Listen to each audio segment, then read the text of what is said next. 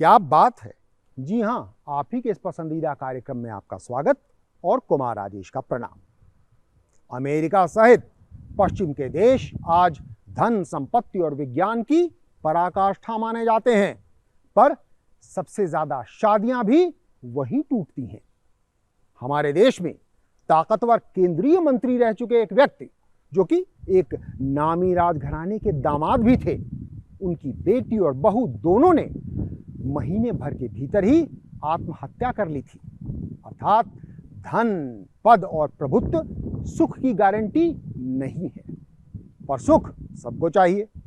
तो प्रस्तुत है आपको सुख की गारंटी देने वाला विचार जीवन विद्या, जिसके प्रमुख प्रबोधकों में से एक हैं सोम त्यागी।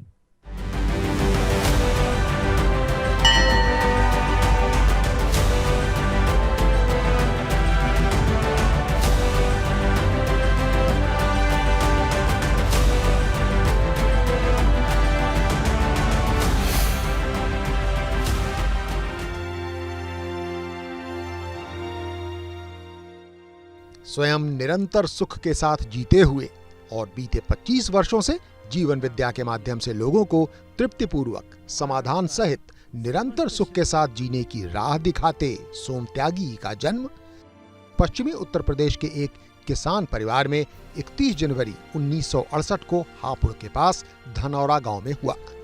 शुरुआती शिक्षा दिल्ली में हुई और इंजीनियरिंग 1989 में नागपुर से, फिर 3 साल दिल्ली में नौकरी की। उच्च शिक्षा और कमाऊ नौकरी के बावजूद सोम त्यागी खुश नहीं थे। 3 साल में काम करके ये समझ में आ गया कि ये 2 वक्त की रोटी का जुगाड़ है और मैं किसान का बेटा हूँ और ज़िंदगी को मैंने किसी बड़े परिप्रेक्ष्य में देखा था। 2 वक्त की रोटी में ज़िंदगी गुजर जाएगी, ऐसा स्वीकार नहीं। तब सोम त्यागी एक नई तलाश में जुटे। अब ये ज़िंदगी नहीं है, लेकिन ज़िंदगी क्या है, तो गांधी जी को पढ़ा और जो कुछ भी समझ में आया उससे कहीं मन में एक बात टिक गई कि झूठ नहीं बोलना है और चोरी नहीं करना है, ऐसा ज़िंदगी जीना है। अब झूठ नहीं बोलना है तो उसके बाद कंपनी में काम करना मुश्किल हो गया, झूठ नहीं बोलना है तो व्यवसाय चलाया वो करना मुश्किल हो गया। इन मुश्किलों के चलते सोम त्यागी ने 1992 में नौकरी छोड़ गांव में जैविक खेती को सफल बनाने में जुटे अपने मामा भारत भूषण त्यागी के साथ मिलकर 3 साल तक गांव में ही काम किया। ग्रामीण विकास हेतु कई सफल प्रयोग भी किए, पर यहाँ भी एक समस्या थी।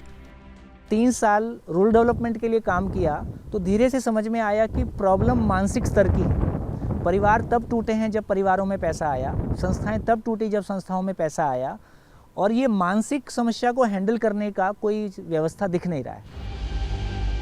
तो उस मानसिक समस्या की व्यवस्था की तलाश में सोम त्यागी जा पहुंचे तत्कालीन मध्य प्रदेश के बस्तर जिले में।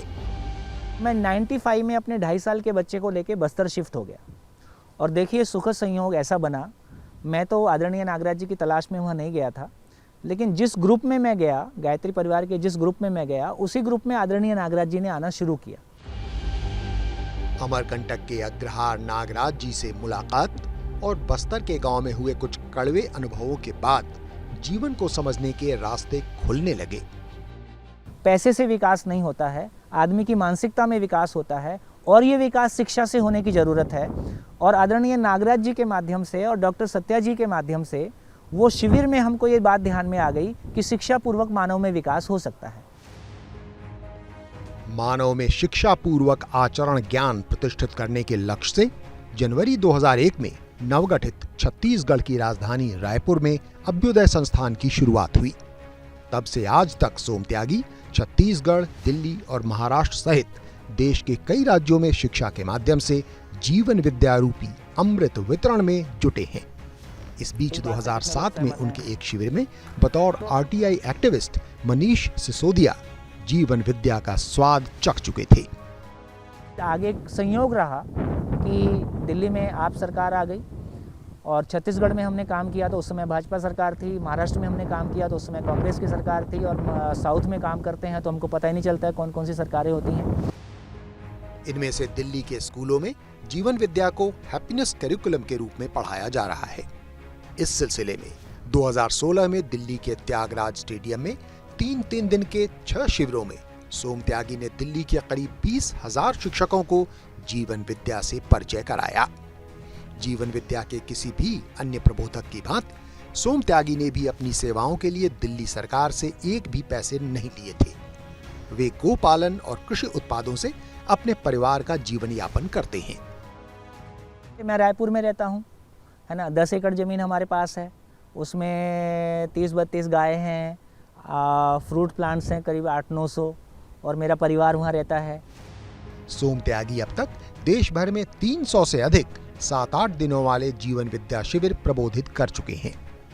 IIT Delhi, IIT Guwahati, IIT Kharagpur और IIT BHU के शिक्षकों के लिए मूल्यपरक शिक्षा पर कई कार्यशालाएं की हैं और बीते 25 सालों में विभिन्न NGOs सहित अनेकानेक संस्थाओं के निःशुल्क सलाहकार रहे हैं। यह शायद अतिशयोक्ति न होगी कि आदर्श मानव जीवन हो तो सोम त्यागी जैसा हो।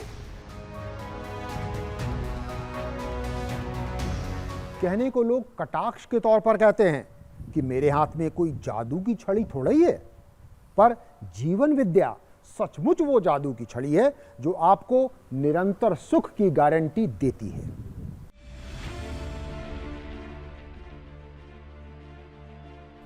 सबसे पहले यह समझा जाए कि मध्यस्थ दर्शन या जीवन विद्या में जीवन शब्द का क्या तात्पर्य है। शरीर को चलाने वाली कोई चीज़ शरीर से अलग है, जिसको किसी ने रूह कहा, किसी ने आत्मा कहा, किसी ने एनर्जी कहा, किसी ने सोल कहा। मध्यस्थ दर्शन में भी यही कह रहे हैं कि शरीर को चलाने वाली कोई चीज़ शरीर से अलग है, जिसको यहाँ जीवन शब्द से संबोधित किया गया है। यहाँ यह समझना है कि शरीर से अलग जीवन मैं हूँ जो शरीर को चलाता हूँ। जो मैं हूँ, जो मैं शरीर को चलाता हूँ, तो मेरी आवश्यकता एकदम अलग है, शरीर की आवश्यकता एकदम अलग है। जैसे अभी हमने कहा कि मानव की मूलभूत आवश्यकता रोटी, कपड़ा और मकान है, जबकि ये पूरी तरह से गलत है और पूरी मानव जाति रोटी, कपड़ा, मकान में उलझ के रह गई है। और पूरी मानव जाति के लिए यही है दुख का कारण या मिसिंग लिंक। मटेरियलिस्टिक ग्रोथ की अगर हम बात करें, ह्यूमन टेंडेंसी यही रहती है ना कि लाइफ में बहुत बढ़ना है, आगे पावर और करियर, पैसा। तो वो साइकिल फॉर्चुनेटली मैं बोलूँगी कृपा रही भगवान की, ईश्वर जो भी हैं, वो चीज़ें टाइमली पूरी होती रही, लेकिन उसके बावजूद भी एक मिसिंग लिंक कुछ लाइफ में था। तो वो किस चीज़ का मिसिंग लिंक था, यहाँ आके समझ आ रहा है जीवन विद्या में। केवल मटीरियलिस्ट ग्रोथ या केवल रोटी, कपड़ा, मकान के पीछे भागना ही दुख की जड़ है। इस शरीर को बनाए रखने के लिए रोटी, कपड़ा मेरी आवश्यकता है, मकान भी शरीर की आवश्यकता है, गाड़ी भी शरीर की आवश्यकता है। मेरी आवश्यकता ज्ञान है, समाधान है। उस ज्ञान को पाने के लिए, उस समाधानित होने के लिए मैं इस शरीर को चलाता हूँ। इस प्रकार दुख या मिसिंग लिंक हुआ ज्ञान और समाधान का अभाव, भौतिक गरीबी या अमीरी नहीं। अब मेरी आवश्यकता यदि पूरी नहीं हो रही है तो शरीर की आवश्यकता पूरी हो भी गई। अब चाहे मैं अमीरी में जीऊँ कि मैं गरीबी में जीऊँ, दोनों में ही जी के मेरी आवश्यकता तो पूरी नहीं हो रही है।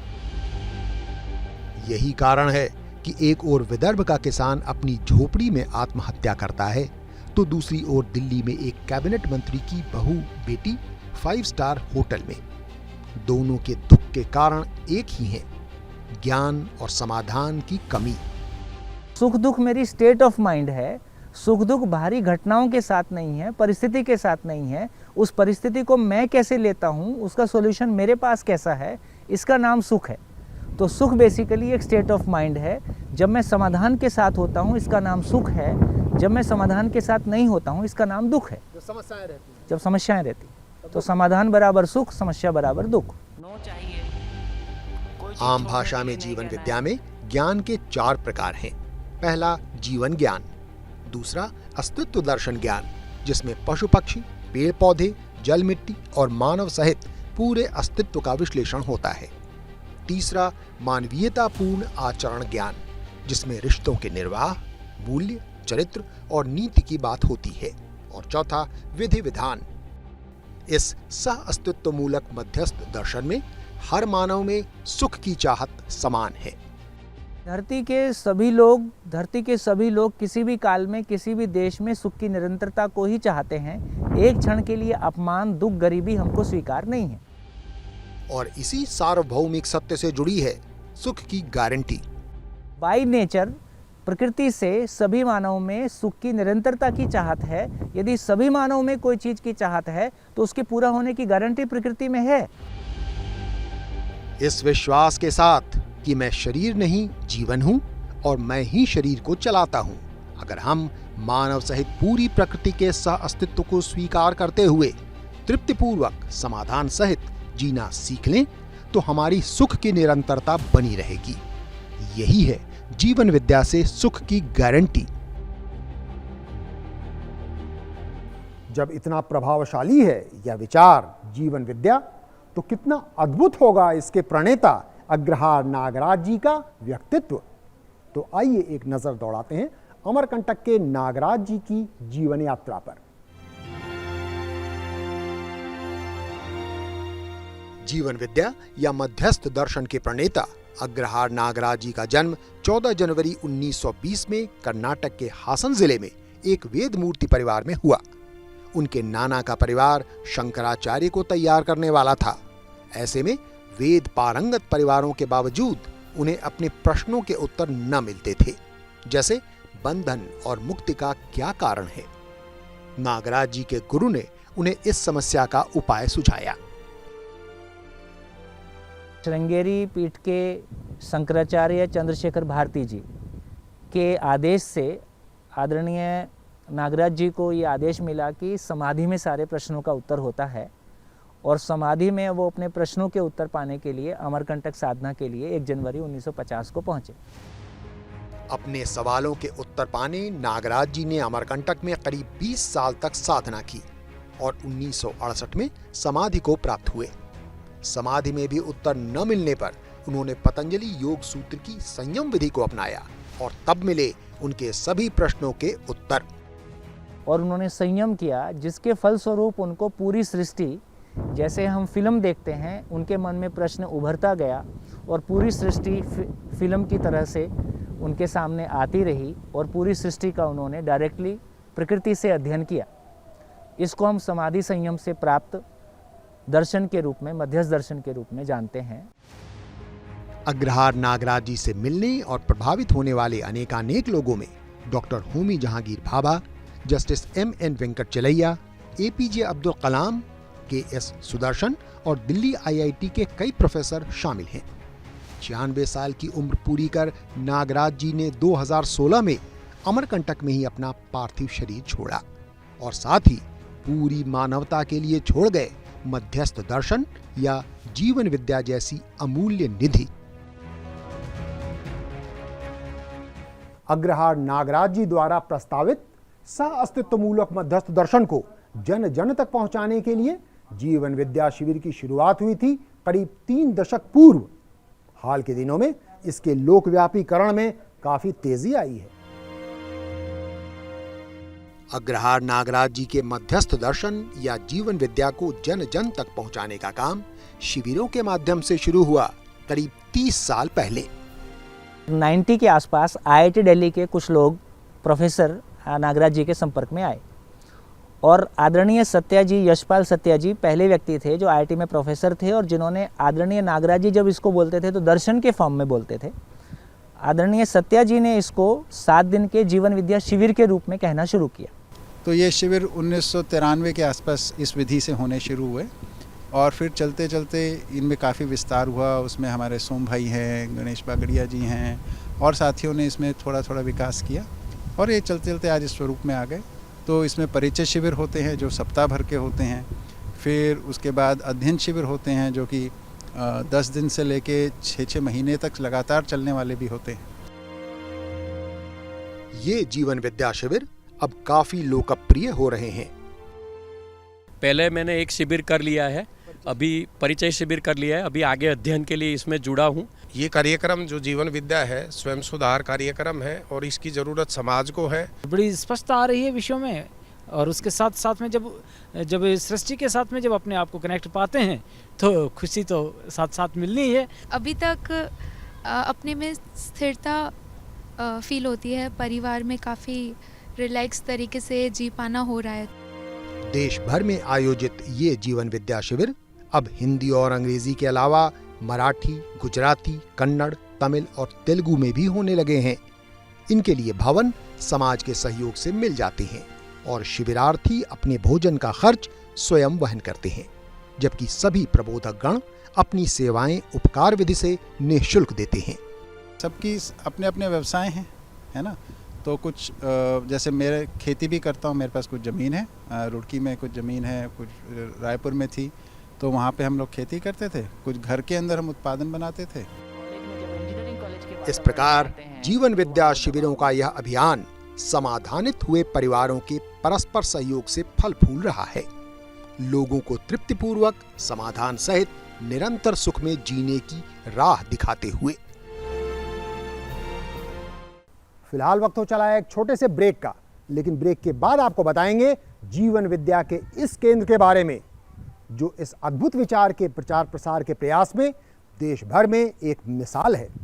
देखते रहिए, क्या बात है।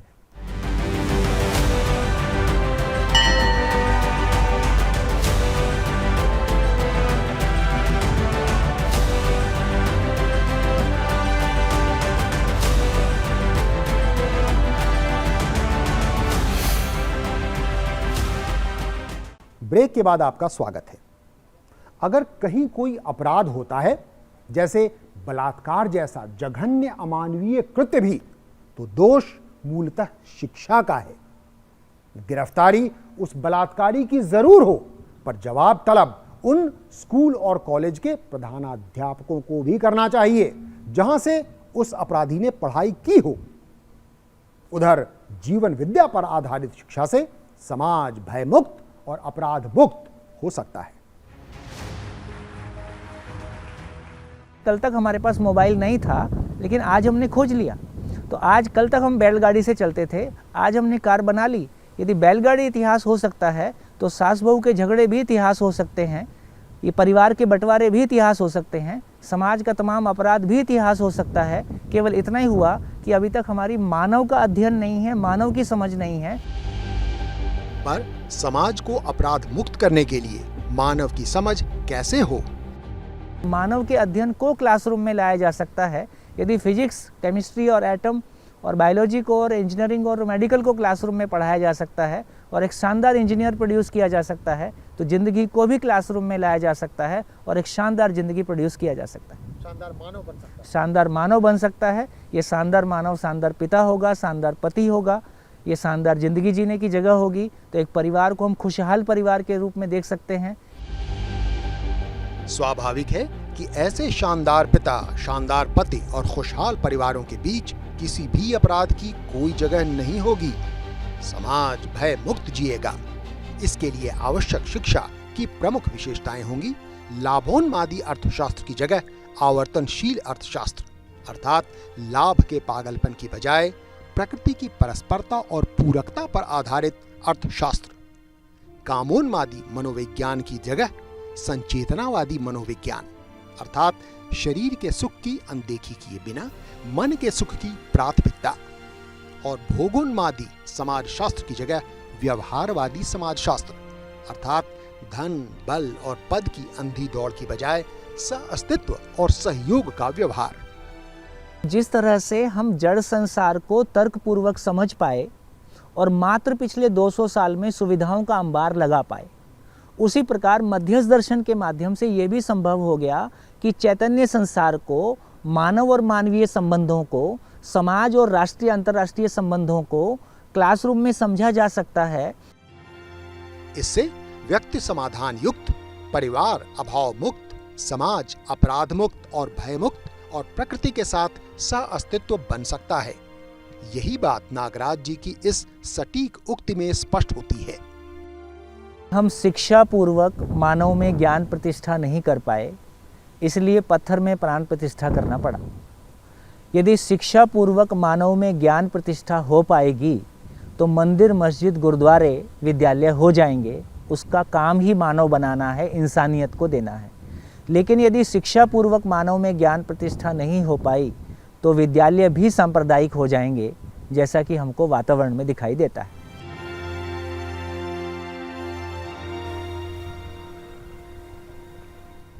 हापुड़ का यह अभ्युदय संस्थान जीवन विद्या जैसी अमूल्य वैचारिक निधि को आज जन जन तक पहुंचाने में महती भूमिका निभा रहा है। भविष्य में अपने संचालन में पूर्ण स्वावलंबन की दिशा में भी यह अग्रसर है।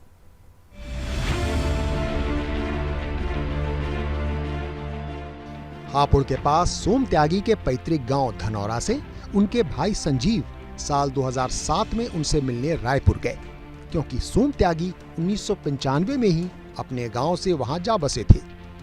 जीवन विद्या के एक परिचय शिविर से संजीव इतने प्रभावित हुए कि उन्होंने अपने गांव धनौरा में भी उस काम को आगे बढ़ाने की ठानी।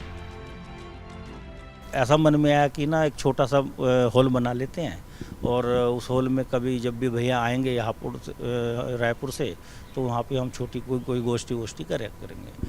तो पिताजी कहने लगे छोटा क्या बना रहा है, साइज वाइज देखा तो थोड़ा इसको बड़ा कर ले। वो बड़ा करते करते ये स्वरूप इसका निकल के आ गया। हापुड़ के इस अभ्युदय संस्थान में 2 बड़े हॉल हैं। एक हॉल में 200 लोगों के बैठने की क्षमता है तो दूसरे हॉल में 100 लोगों के बैठने की। संस्थान में कुल 52 कमरे हैं जिनमें 200 लोग एक साथ रह सकते हैं। साथ ही खाने पीने की यथोचित व्यवस्था भी है। पिछले 5-7 सालों में यहाँ लगातार शायद 80 से ऊपर शिविर दिल्ली सरकार के अधिकारी, शिक्षक, प्रिंसिपल्स सबके लिए यहाँ होते रहते हैं और बीच बीच में समाज के शिविर भी होते ही रहते हैं। अब यह संस्थान पूर्ण स्वावलंबन की ओर अग्रसर है।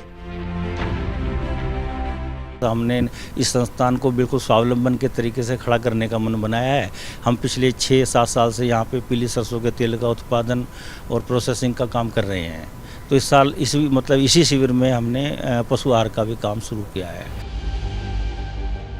हापुड़ के इस अभ्युदय संस्थान को भविष्य में जीवन विद्या या मध्यस्थ दर्शन को समझने वाले लोगों को तैयार करने के केंद्र के रूप में विकसित करने की योजना है।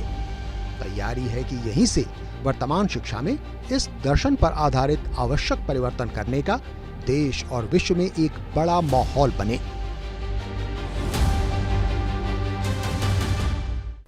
निरंतर सुख की गारंटी देने वाली जीवन विद्या, इसके प्रणेता अग्रहार नागराज जी और इसके प्रमुख प्रबोधकों में से एक सोम त्यागी जी के बारे में विस्तार से जानकर आप बेताब होंगे बोलने के लिए।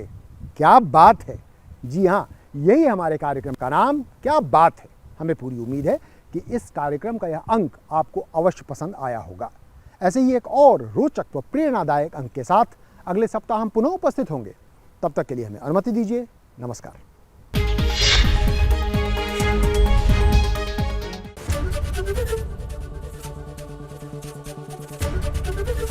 एबीपी गंगा, खबर आपकी, जुबान आपकी।